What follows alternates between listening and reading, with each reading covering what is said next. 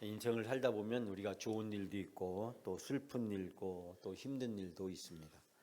우리가 인생을 살아가면서 좋은 일을 꼽는다면 어떤 일을 꼽을 수 있을까요? 여러분 인생에 가장 좋았던 일을 만약에 누가 인터뷰에서 묻는다면 여러분 뭐라고 대답하시겠어요? 또 인생을 살아오면서 지금 가장 힘들고 어려웠던 일을 꼽는다면 여러분은 어떤 일을 꼽을 수 있겠어요? 아마 이런 얘기를 서로 함께 나누면서 차도 마시고 산책도 하고 또 여행도 하면 좋겠다, 그런 생각을 해보게 됩니다. 그런데 우리가 이 좋은 일, 기쁜 일은 쉽게 잃어버립니다.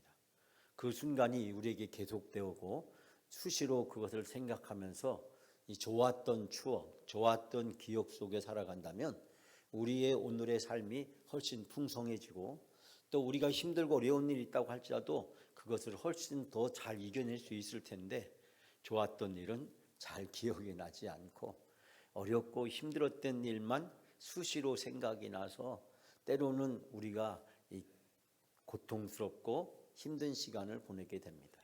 더더군다나 그 일이 내 실수나 내 약점이나 허물에 의해서 생겼다 한다면 더 후회가 되고, 내가 왜 그때 그렇게 했을까? 내가 그때 그렇게 하지 말았어야 되는데 내가 왜 그런 어처구니 없는 실수를 해서 나에게 그런 고통과 아픔을 내가 겪게 되었을까? 내가 다시 그때로 돌아간다면 내가 그와 같은 일을 되풀이하지 않을 텐데, 우리가 과거에 슬펐던 일, 힘들었던 일, 고통스러웠던 일은 오랫동안 우리의 기억에 남아서 우리를 괴롭히고 우리를 어렵게 합니다. 다윗의 인생에도 보면 다윗이 그의 인생에서 수없이 많은 어려운 일을 겪었습니다. 물론 다윗의 인생에도 좋았던 일, 기뻤던 일이 훨씬 더 많았겠지만, 그러나 시편에 보면 다윗은 그 좋았던 일, 기뻤던 일보다 어려웠던 일, 힘들었던 일들을 많이 소개해 주고 있습니다. 특별히 시편 38편, 39편, 40편, 41편, 오늘 이어지는 42편까지의 말씀을 보게 되면 이 다윗은 그의 인생에 있어서 정말 고통스럽고 힘들었던 기억들을 우리에게 이야기해 주고 있습니다. 제가 지난주 새벽 기도 때 다윗의 인생에서 가장 어려웠던 일 3가지를 우리에게 말씀드렸는데, 첫 번째 어려웠던 일은 바로 그가 왕의 사위가 되었을 때 일어난 일이었습니다. 알다시피 다윗은 많은 시간 동안 목동으로 젊은 시절을 들에서 보내야만 했습니다. 여러분, 우리가 목동으로 들에서 보낸다라고 하는 것은 오늘날 우리 현대인들은 잘 이해하기가 어렵습니다. 왜냐하면 당신은 가족을 떠나서 들에서 많은 시간들을 밤낮 가리지 않고 이 들에서 짐승들과 같이 시간을 보내야만 해야 합니다. 부모님을 떠나서, 집을 떠나서 또 들에서 가축들과 함께 먹고 자면서 생활한다는 것은 오늘도 쉬운 일이 아니지만 당신은 더욱더군다나 쉬운 일이 아니었고, 더더군다나 유대인으로서 주일을, 안식일을 지킨다는 것은 더더군다나 불가능한 일이었습니다. 들에서 가축들과 함께 먹고 자고, 그리고 봄, 여름, 가을, 그리고 겨울이 오기 전까지 많은 시간들을 이 들에서 보내야만 했습니다.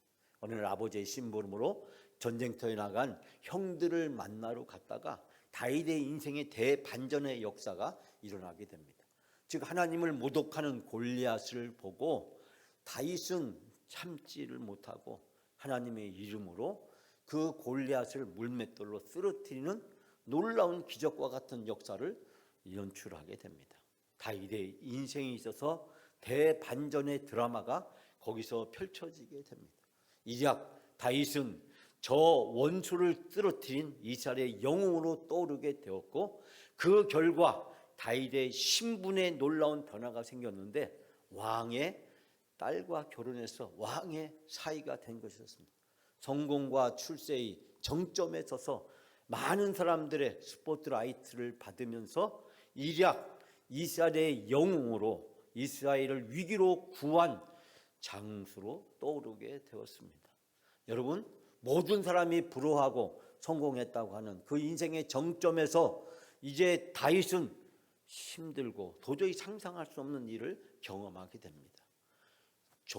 자기의 사위에게까지도 견딜 수 없는 질투심과 시기심에 사로잡혔던 사울 왕의 창을 받아야 했고, 그 사울 왕을 피해서 야반 도주를 해야 했고, 그리고 온 들과 산으로 쫓겨다니는 유배자, 지명 수배자의 생활을 해야만 했습니다.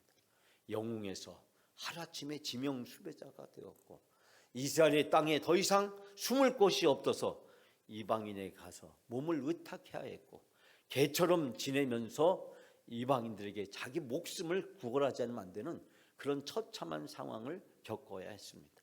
다윗이 가장 성공했을 때, 다윗이 가장 행복했을 때, 다윗이 가장 잘 나갈 때, 다윗의 인생의 가장 어려운 상황에 직면하게 되었습니다. 두 번째 다윗이 겪었던 어려운 일은 무엇이었냐면, 그가 왕으로서 성공했을 때였습니다. 왕으로서 전쟁에서 승승장구하고 이제 영토를 확장하고 국력은 강해지고 성공한 왕으로서 자리매김을 하고 있을 때, 어느 날 한가한 시간에 보지 말아야 될 것을 다윗은 보게 되었고, 우리아의 아내를 본 그 다윗의 욕망은 다윗으로 하여금 해서는 안 될 죄를 짓게 만들었습니다. 결국 우리아를 전쟁터에 내보내서 죽음으로 내모는 그런 죄를 범하게 되었고, 그의 죄의 대가는 돌이킬 수 없는 치명적인 것으로 다가왔습니다. 잘 나갈 때, 왕으로서 성공하고 있을 때, 전쟁에서 승승장구하고 있을 때, 왕으로서 모든 것을 다 할 수 있었지만 해서는 안 될 죄를 지음으로써 다윗은 돌이킬 수 없는 재앙을 입게 되었습니다. 세 번째, 다윗의 인생에 있어서 우리가 잘 아시다시피 자기 아들에게 쫓겨서 도망다니는 신세로 전락하고 말았습니다.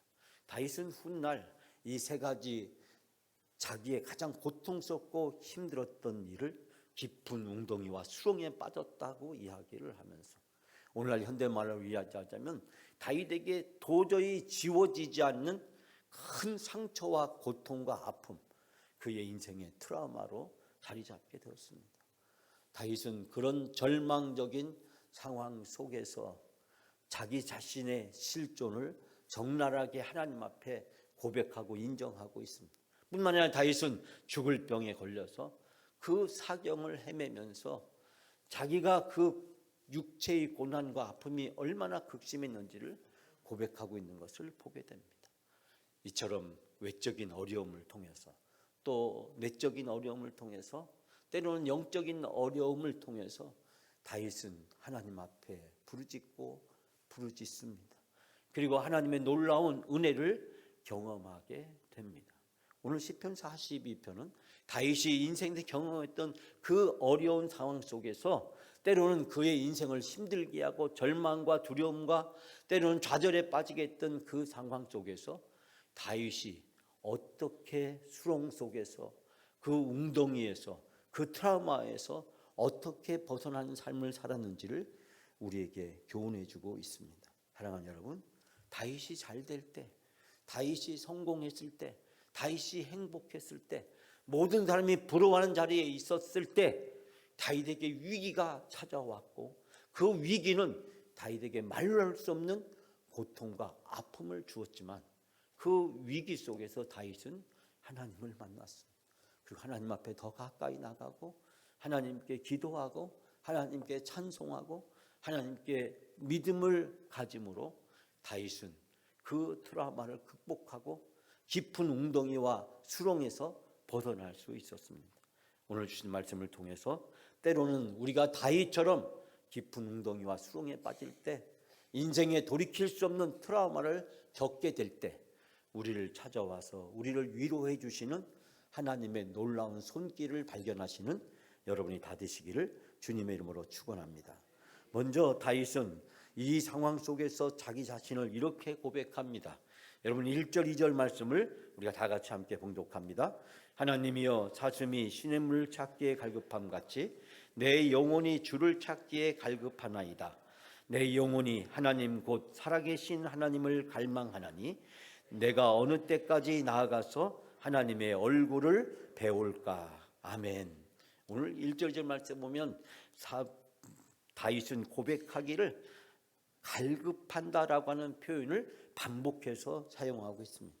사슴이 시냇물 찾기에 갈급함 같이 내가 주를 찾기에 갈급하다.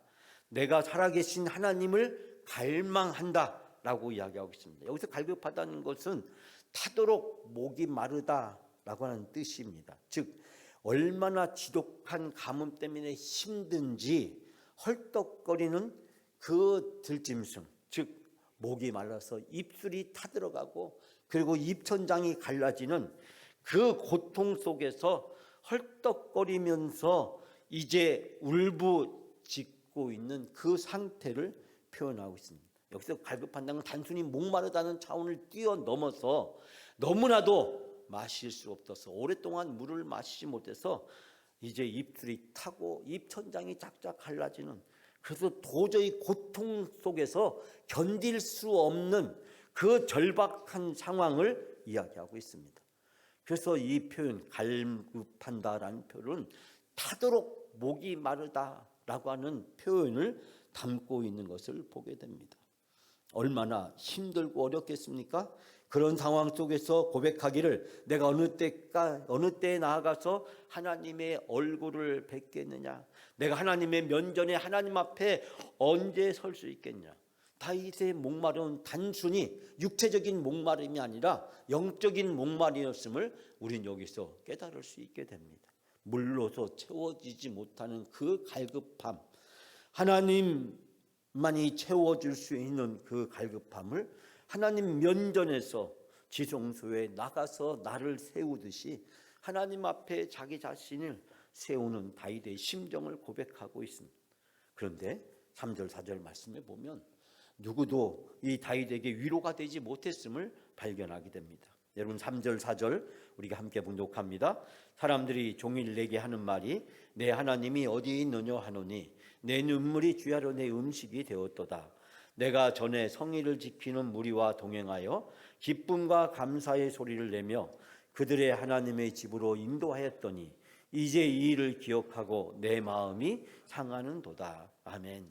사람들이 다윗을 보고 하는 말이 뭐냐면 네 꼴을 보니 내 하나님이 어디 있냐라고 이 다윗을 비웃고 조롱합니다. 그 비웃고 조롱함으로 인해서 다윗이 겪는 고통을 뭐라고 표현하냐면 내 눈물이 주야로 내 음식이 되었도다. 밤낮으로 흘리는 내 눈물 때문에 내가 음식을 먹지도 못하고 슬픔에 빠져 있었다는 것입니다. 그리고 다윗은 이제 하나님께 예배하며 하나님 안에서 함께 교제하던 다른 성도들로 인해서 더 고통스럽다는 일을 표현하기를 4절에 뭐라고 했냐면 내가 전에 성의를 지킨 무리와 동행하여서 많은 다른 성도들과 함께 하나님 앞에 나아가면서 찬양하고 예배하고 교제하면서 기쁨으로 들떠서 행복한 시간을 보내었는데 이제는 그 추억과 기억이 오히려 나에게 기분과 마음을 상하게 만들었다라고 이야기하고 있습니다. 내 하나님이 어디 있냐는 이 비웃음과 조롱, 그 대적들의 원수의 입에서 나오는 소리가 오히려 자기에게 상처가 되고 눈물로 음식을 삼듯이 고통스러운 그 시간들, 식사를 하지 않고 눈물을 처절하게 흘리면서 시간을 보내했던 그 어렵고 힘든 일, 밥 한 술을 제대로 넘길 수 없는 그 고통스럽고 힘든 일, 식욕도 다 잃어버리고 누구도 위로해줄 수 없는 그 아픔과 고통 속에 있을 때 자기가 함께 예배를 드렸던 성도들을 통해서도 위로를 받지 못하는 그런 상처와 아픔을 고백하고 있습니다. 그러면서 그때 바로 이 다윗에게 어떤 일이 있었는지를 4절과 5절 말씀에 우리에게 고백해 주고 있습니다. 다 같이 4, 5절을 봉독합니다. 그런즉 내가 하나님의 제단에 나아가 나의 큰 기쁨의 하나님께 이르리니 하나님이여 나의 하나님이여 내가 수금으로 주를 찬양하리이다. 5절 다 같이 봉독합니다. 내 영혼아 내가 어찌하여 낙심하며 어찌하여 내 속에 불안해하는가. 너는 하나님께 소망을 두라. 그가 나타나 도우심으로 말미암아 내 하나님을 여전히 찬송하리로다. 아멘. 지나간 일들을 생각해 보면 그 상황들 속에서 이 다윗은 하나님께 자기 자신의 심령을 5절에서 처절하게 고백을 하고 있습니다. 내 영혼아 어찌하여 낙심하며 어찌하여 내 속에 불안해하는가? 어찌하여 괴로워하는가? 너는 하나님을 기다려라. 이제 내가 나의 구원자 나의 하나님을 내가 또다시 찬송한다라고 고백하고 있습니다. 성일이 되어서 온 사람들과 함께 주의 전에 나와서 예배하며 또 하나님께 찬양하고 기뻐하는 그 축제와 감사의 기쁨도 나에게는 이제 더 이상 은혜가 되지 못하고 나에게는 오히려 그것이 내 마음을 상하게 한다라고 고백을 하면서 그 상황 속에서 내가 낙심하고 내가 불안해하고 내가 그 상황 속에서 기쁨을 누리지 못했는데 하나님께서 그런 나에게 나타나셔서 내 마음을 위로해 주시고 내 마음을 붙들어 주시고 내 마음에 힘이 되어 주셨음을 고백하고 있습니다. 내가 낙심해 있었지만 내가 불안해하고 있었지만 그러나 하나님께 소망을 두고 하나님의 도우심을 간절히 바라고 있었을 때 하나님은 나의 입을 열어서 하나님을 찬양할 수 있는 은혜를 주셨다라고 고백을 하고 있습니다. 사랑하는 여러분, 우리가 때로는 우리의 힘으로 감당할 수 없는 고난과 역경에 처했을 때, 슬픔과 좌절이 우리 앞에 밀려왔을 때, 때로는 우리의 상처 때문에 우리가 그 모든 것을 감당할 수 없을 때, 그때 우리는 깊은 절망과 좌절에 빠지기도 합니다. 때로는 교회 일을 하면서도 우리가 깊은 좌절과 절망에 빠지기도 합니다. 내가 하는 것이 무슨 의미가 있을까? 무슨 소용이 있을까? 이렇게 한들 무슨 유익이 될 수 있을까라고 생각하기 쉽습니다. 그런데 그런 상황들 속에서 하나님만 바라고 하나님만 의지하고 하나님께 소망을 두고 나가면 하나님께서 그런 우리의 마음을 만져주시고 우리의 마음을 치유해 주시고 우리를 회복시켜 주시는 줄 믿습니다. 다윗은 그 하나님을 6절과 7절에서 이렇게 고백하고 있습니다. 여러분 다 같이 6절 7절 말씀 함께 봉독합니다. 내 하나님이여 내 영혼이 내 속에서 낙심이 되므로 내가 요단 땅과 헤르몬과 미살산에서 주를 기억하나이다. 주의 폭포 소리에 깊은 바다가 서로 부르며 주의 모든 파도와 물결이 나를 휩쓸었나이다. 낮에는 여호와께서 그의 인자심을 베푸시고 밤에는 그의 찬송이 내게 있어 생명의 하나님께 기도하리로다. 아멘. 이 본문의 말씀을 봐서 이 다윗이 요단 땅과 헤르몬 산과 미살산에서 주를 기억한다. 즉 다윗이 그의 영혼이 낙심되었을 때 그가 과거에 요단 땅을 가고 헤르몬 산에 갔던 미살산에 갔던 것을 기억을 하면서 그때 하나님께서 그 산의 폭포 소리 속에서 하나님의 놀라운 권능과 하나님의 은혜를 경험했던 그 기억을 회상합니다. 그 회상을 7절에서 뭐라고 이야기하냐면 폭포 소리에 깊은 바다가 서로 부르며 또 주의 모든 파도와 물결이 나를 휩쓸었나이다.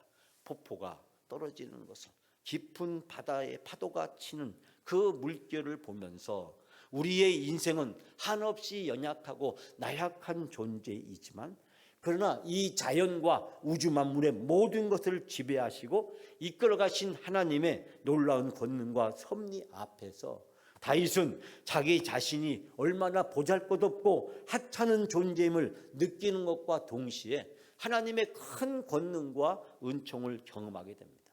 즉 다윗은 산을 보고 들을 보고 그리고 파도와 폭포 소리를 들으면서 하나님을 발견하고 하나님을 깨닫고 하나님을 경험하게 됩니다. 나는 연약하고 나약하고 보잘것없는 존재지만 그러나 이 우주 만물의 이 모든 자연을 다스리고 지배하신 하나님의 권능 앞에서 하나님이 나를 사랑하시고 나에게 은혜를 주신다는 것을 발견합니다. 그 고백을 바로 6절에서 하고 있죠. 낮에는 여호와께서 그의 인자하심을 베푸시고 낮에는 주께서 나에게 사랑을 베풀어 주시고 밤에는 그의 찬송이 내게 있어 생명의 하나님께 기도하리이다. 밤에는 그의 찬양의 노래가 나에게 있을 것이니 나는 다만 살아계시는 하나님께 기도드릴 뿐입니다. 즉 낮에는 하나님께서 이 대자연의 이런 모든 것을 통해서 하나님의 사랑을 발견하게 해주시고, 밤에는 나의 입술을 통해서 그 하나님의 권능과 능력을 찬양하게 해주시고, 그러므로 내가 그 하나님을 발견하고 그 하나님 앞에 기도를 드리는 자기 자신을 여기서 고백하고 있는 것을 보게 됩니다. 즉 다윗은 엄청난 물줄기가 아닌 한낱 작은 요단강 강줄기를 바라다 보면서 대홍수나 폭포나 바다의 그 큰 회오리 바람을 떠오르게 됩니다. 그 대자연을 지배하신 하나님의 권능과 능력 앞에서 나는 정말 보잘것없고 하찮은 존재이지만, 그러나 내가 그 하나님을 인정하고 그 하나님을 의지하게 될 때 나는 지금 내가 겪게 되는 이 모든 슬픔과 걱정과 근심과 걱정을 극복해 나갈 수 있음을 깨닫게 됩니다. 자기도 모르는 사이에 하나님을 찬양하고 하나님께 기도하고 있는 자기 자신을 오늘의 본문의 말씀에서 우리는 발견할 수 있게 됩니다. 사랑하는 여러분, 우리가 우리 앞에 펼쳐지는 역사를 통해서 또 대자연을 통해서 우리의 인생을 통해서 우리가 발견해야 될 것은 하나님의 놀라운 권능과 능력인 줄 믿습니다. 하나님이 역사를 주관하시고 우주 만물을 다스리시는 분이신 줄 믿습니다. 우리의 인생이 하나님의 권능과 능력 아래에 있음을 우리는 믿습니다. 그러므로 우리가 어떤 상황에 처한다고 할지라도, 그것이 아무리 힘들고 어렵다고 할지라도 하나님은 그런 상황 속에서 살아가는 우리들과 함께 하시며 우리들을 버리지 아니하시며, 우리가 불안해하고 걱정하고 염려할 때 하나님은 우리를 찾아와 주셔서 우리를 만져주시고 우리를 위로해 주시고 우리에게 소망이 되어주시는 하나님이심을 믿습니다. 그 하나님을 바라다보고 그 하나님께 찬양하고 그 하나님께 기도하게 될 때 어느 순간 우리도 모르는 사이에 근심이 변하고 걱정이 변하고 염려가 변하고, 그래서 우리에게 기쁨이 되고 행복이 되고 소망이 될 수 있도록 우리를 변화시켜 주시고 우리를 이끌어 주시고 우리를 붙들어 주시는 하나님의 놀라운 은총을 경험하게 될 줄 믿습니다. 시편 23편에서 시편의 기자가 고백했듯이 사망의 음침한 골짜기를 다닐지라도 해받음을 두지 않을 것은 주께서 나와 함께 하신다고 말씀하셨습니다. 여러분, 하나님이 함께 하심을 믿게 될 때 우리의 상황이 어떠한 상황이나 할지라도, 우리가 앞으로 깊은 웅덩이와 수렁에 빠져 있다고 할지라도, 우리가 극복할 수 없는 그 어떤 인생의 트라우마가 우리에게 있다고 할지라도 하나님께서는 그 가운데 속에서 우리를 건져주시고 구원해 주시는 하나님이신 줄 믿습니다. 오늘 5절 말씀에서 다윗은 구구절절히 고백을 하고 또 11절에도 고백을 합니다. 그것은 무엇입니까? 하나님께 소망을 두라는 것입니다. 그가 나타나 도와주실 것이라는 것입니다. 그가 우리를 통해서 찬송을 받으시기를 원하신다는 사실입니다.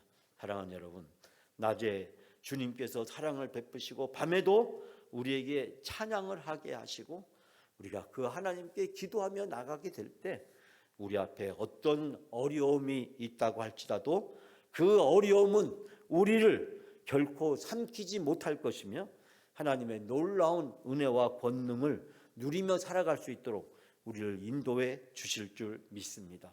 오늘 본문에 나타난 이 다윗의 신앙 고백이, 이 찬양이 여러분의 고백이 되고 여러분의 찬양이 되시길 바랍니다. 지금 여러분이 어떤 상황에 처해 있다고 할지라도, 그것이 아무리 깊은 웅덩이와 수렁이라고 할지라도, 여러분이 도저히 극복할 수 없는 인생의 트라우마가 여러분이 가지고 있다고 할지라도, 여러분이 분명히 기억해야 될 것은 하나님은 여러분을 사랑하시며 여러분을 함께 하시며 여러분을 도와주시며 여러분에게 은혜를 베풀어 주시며 여러분을 축복해 주시는 하나님이신 줄 믿습니다.